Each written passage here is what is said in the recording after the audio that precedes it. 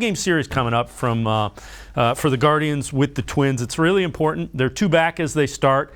What are some things we need to see?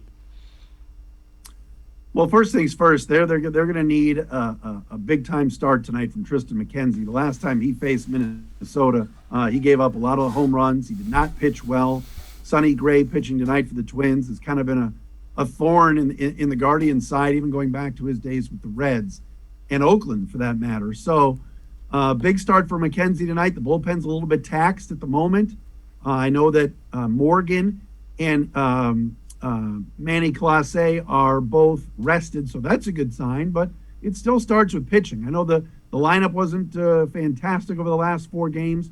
Ever since they scored 11 runs on Wednesday, I think they have about 7 or 8 runs total over the last 4 games after that.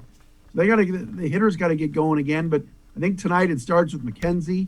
Doubleheader tomorrow. Hopefully Pilkington can pitch well and kind of a spot start. But it still comes down to run prevention and pitching. Got to kind of settle the pen down a little bit and catch the baseball. Yesterday's defense, Owen Miller struggling. Jimenez, who's been awesome. But Andres, a couple of those throws from second base in the dirt yesterday.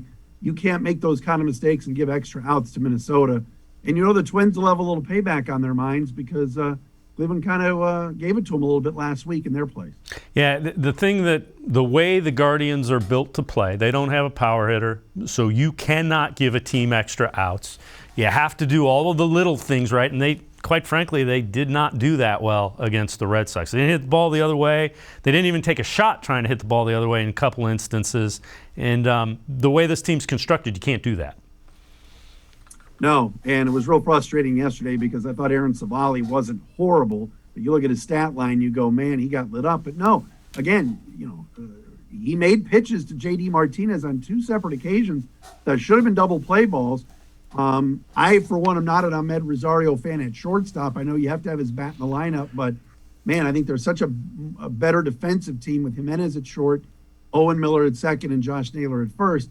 Tonight, Franmil Reyes will sit because I think he's had struggles with Sonny Gray. They've got some depth, so guys can get breathers. You can rest a Franmil tonight. You can rest a Naylor yesterday.